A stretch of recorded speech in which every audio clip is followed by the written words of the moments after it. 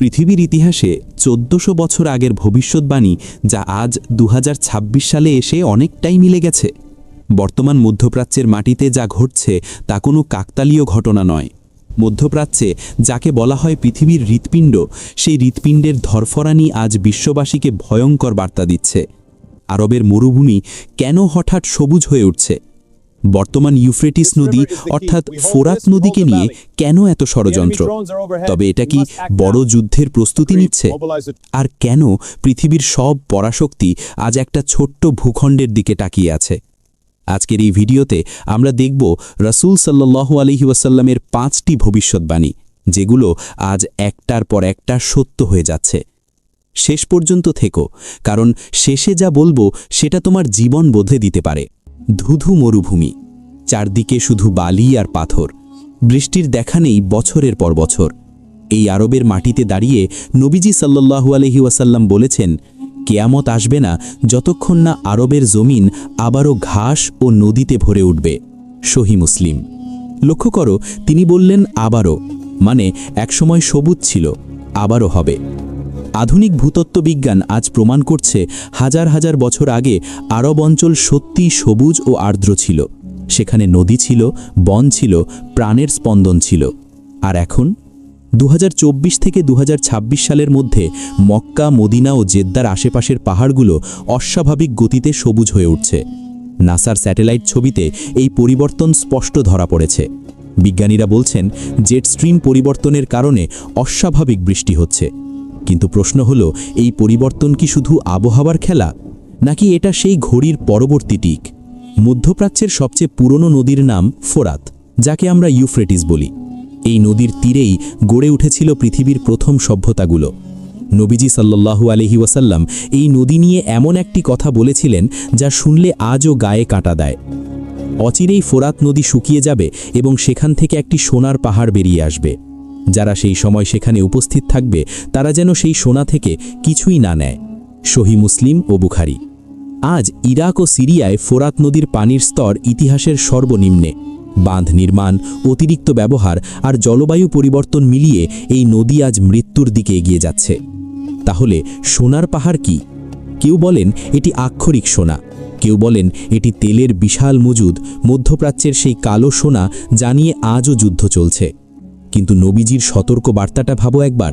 তিনি বললেন, সেই সম্পদ নিও না, কারণ সেই সম্পদকে ঘিরে এমন একটি যুদ্ধ হবে যেখানে প্রতি ১০০ জনের মধ্যে ৯৯ জন মারা যাবে। আজ মধ্যপ্রাচ্যের তেল ও সম্পদের দখল নিয়ে যে রক্তক্ষয় চলছে, সেটাকে তুমি অন্যভাবে ব্যাখ্যা করতে পারবে? জিব্রাইল আলাইহিসসালাম একবার মানুষের বেশে এসে নবীজিকে জিজ্ঞেস করলেন, কেয়ামতের আলামত কি? নবীজি অনেক কিছুর মধ্যে বললেন, যখন দেখবে নগ্নপদ, বস্ত্রহীন, দরিদ্র মেষপালকরা উঁচু উঁচু ইমারত নির্মাণে প্রতিযোগিতায় মেতে উঠছে। সহিহ বুখারী।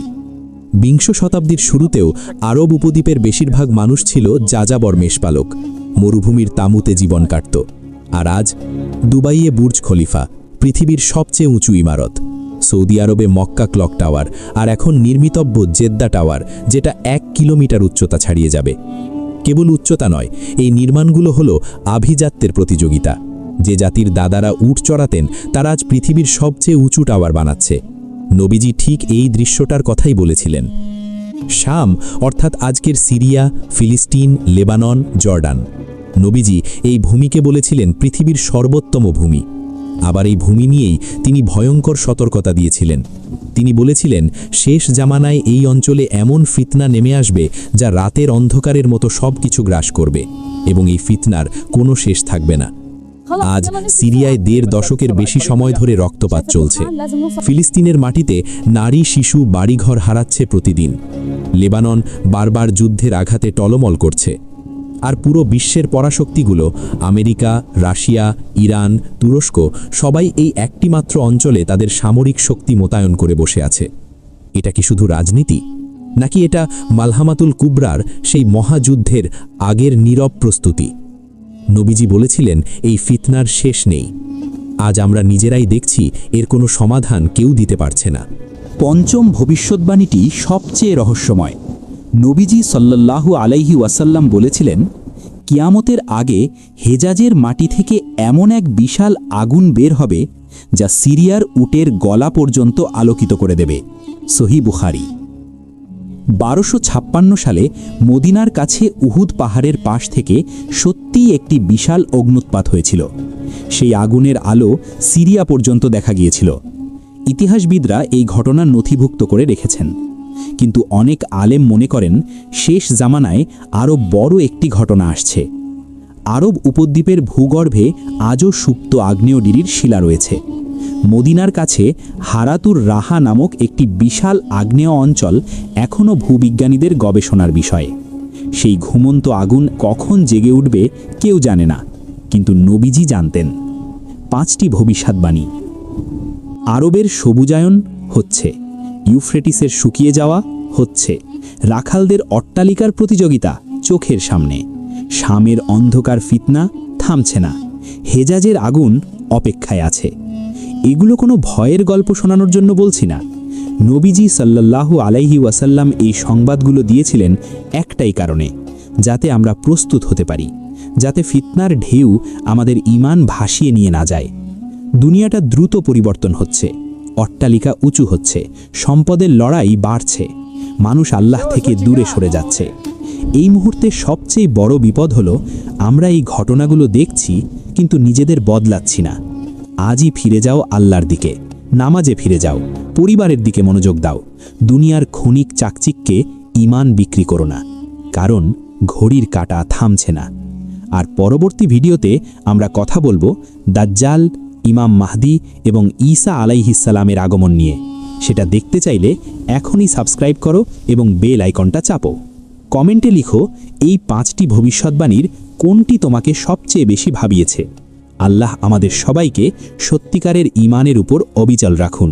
ফিতনার এই কঠিন সময়ে আমাদের হেফাজত করুন। আমিন। চলেন এই পুরা ভিডিওর ওপর ব্যাখ্যা করে কিছু সূরা আয়াত শুনি। 1 নং সূরা, আওয়ালাম ইয়ারাউ আন্না নাসুকুল মাআ ইলাল আরদিল জুরুজি ফানুখরিজু বিহি যারআন। তারা কি দেখে না যে আমি শুষ্ক ভূমিতে পানি প্রবাহিত করি, অতঃপর তা দিয়ে ফসল উৎপন্ন করি? সূরা আস-সাজদা আয়াত 27। 2 নং সূরা, ওয়া ইম মিন শাইইন ইল্লা ইনদানা খাযাইনুহু ওয়া মা নুনাজ্জিলুহু ইল্লা বিকদারিম মা'লুম। প্রতিটি জিনিসের ভাণ্ডার আমার কাছেই আছে এবং আমি তার নির্দিষ্ট পরিমাণেই নাজিল করি। সূরা আল হিজর আয়াত 21। 3 নং সূরা, যুয়িনা লিন-নাসি হুব্বুশ শাহাওয়াতি মিনান নিসাই ওয়াল বানিনা ওয়াল কনাতিরিল মুকানতারাতি মিনায-যাহাবি ওয়াল ফিদ্দাহ। মানুষের কাছে সুশোভিত করা হয়েছে নারী, সন্তান এবং সোনা রূপার স্তূপীকৃত ভাণ্ডারের প্রতি আসক্তি। সূরা আলে ইমরান আয়াত 14। 4 নং সূরা, আলহাকুমুত তাকাসুরু হাত্তা যুরতুমুল মাকাবির। প্রাচুর্যের প্রতিযোগিতা তোমাদের গাফেল করে রেখেছে, এমনকি তোমরা কবরে পৌঁছে যাও। সূরা আত-তাকাসুর আয়াত 1, 2। 5 নং সূরা, ওয়াত্তাকু সিতনাতাল লা তুসিবান্নাল্লাযীনা যালামু মিনকুম খাসসাহ। 6 নং সূরা, ওয়ালা তাহসাবান্নাল্লাহা গাফিলান আম্মা ইয়া'মালুয যালিমুন। জালেমরা যা করছে সে সম্পর্কে আল্লাহকে কখনো গাফেল মনে করো না। সূরা ইব্রাহিম আয়াত 42। 7 নং সূরা, ওয়া ইযাল জিবালু সুয়্যিরাত। এবং যখন পাহাড়গুলো চলমান করা হবে। সূরা আত-তাকওয়ির আয়াত 3। 8 নং সূরা, আলা বিযিকরিল্লাহি তাতমাইন্নুল কুলুব। জেনে রাখো আল্লাহ স্মরণেই কেবল হৃদয় প্রশান্তি লাভ করে। সূরা আর-রা'দ আয়াত 28। পরের পর্বের জন্য অপেক্ষায় থাকুন।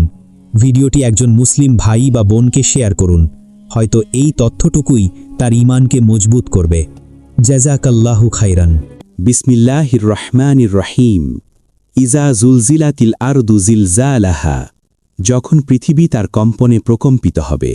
ওয়া আখরাজাতিল আরদু আসকালাহা। এবং পৃথিবী তার বোঝা বের করে দেবে। ওয়া ক্বালাল ইনসানু মা লাহা। এবং মানুষ বলবে এর কি হল? ইয়াউমা ইজিন তুহাদ্দিসু আখবারহা। সেদিন পৃথিবী তার সব সংবাদ বলে দেবে। বিআন্না রব্বাকা আওহা লাহা। কারণ তোমার রব তাকে নির্দেশ দেবেন। ইয়াউমা ইজিন ইয়াসদুরুন নাসু আশতাতা লিইউরাউ আমালাহুম। সেদিন মানুষ বিভিন্ন দলে বের হবে যাতে তাদের কর্ম দেখানো হয়। ফামান ইয়া'মাল মিসকালা যাররাতিন খায়রান ইয়ারাহ, অতএব কেউ অনুপরিমাণ ভালো কাজ করলে তা দেখবে। ওয়ামান ইয়া'মাল মিসকালা যাররাতিন শাররান ইয়ারাহ, এবং কেউ অনুপরিমাণ মন্দ কাজ করলে তাও দেখবে। সূরা আল কারিয়া 101 নং সূরা। বিসমিল্লাহির রহমানির রহিম। আল কারিয়া, মহাপ্রলয়। মাল কারিয়া, মহাপ্রলয় কি? ওয়ামা আদরাকা মাল কারিয়া, তুমি কি জানো মহাপ্রলয় কি? ইয়াউমা ইয়াকুনুন নাসু কাল ফারাশিল মাবথুস, সেদিন মানুষ হবে বিক্ষিপ্ত পতঙ্গের মতো। ওয়া তাকুনুল জিবালু কাল ইহনিল মানফুস, এবং পর্বত হবে ধুনা রঙিন পশমের মতো। ফাআম্মা মান সাকুলাত মাওয়াজিনু, তখন যার পাল্লা ভারী হবে। ফাহুয়া ফি ঈশাতির রাদিয়া, সে সুখময় জীবনে থাকবে। ওয়া আম্মা মান খাফফাত মাওয়াজিনু, আর যার পাল্লা হালকা হবে। ফাউম্মুহু হাউইয়া, তার আশ্রয় হবে হাবিয়া। ওয়ামা আদরাকা মা হিয়া, তুমি কি জানো সেটা কি? নারুন হামিয়া, প্রচণ্ড জ্বলন্ত আগুন। সূরা আত-তাকাসুর 102 নং সূরা। বিসমিল্লাহির রহমানির রহিম। আলহাকুমুত তাকাসুর, প্রাচুর্যের প্রতিযোগিতা তোমাদের গাফেল করে রেখেছে। হাত্তা জুরতুমুল মাকাবির, এমনকি তোমরা কবরে যাওয়া পর্যন্ত। কাল্লা সাউফা তা'লামুন, সাবধান তোমরা শীঘ্রই জানতে পারবে। সুম্মা কাল্লা সাউফা তা'লামুন, আবারও বলছি শীঘ্রই জানতে পারবে। কাল্লা লাউ তা'লামুনা ইলমাল ইয়াকিন, যদি তোমরা নিশ্চিত জ্ঞানে জানতে। লাতারাউন্নাল জাহিম, অবশ্যই তোমরা জাহান্নাম দেখবে।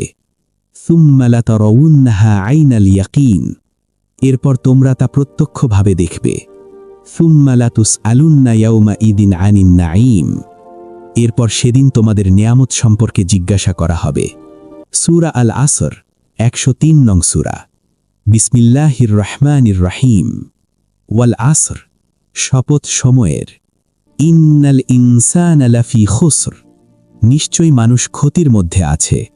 ইল্লাল্লাযীনা আমানু ওয়া আমিলুস সালিহাত, তারা ছাড়া যারা ঈমান এনেছে ও সৎ কাজ করেছে। ওয়া তাওয়াসাউ বিল হাক্কি ওয়া তাওয়াসাউ বিস সবর, এবং পরস্পরকে সত্যের উপদেশ দিয়েছে ও ধৈর্যের উপদেশ দিয়েছে। সূরা আত-তাকবীর 81 নং সূরা।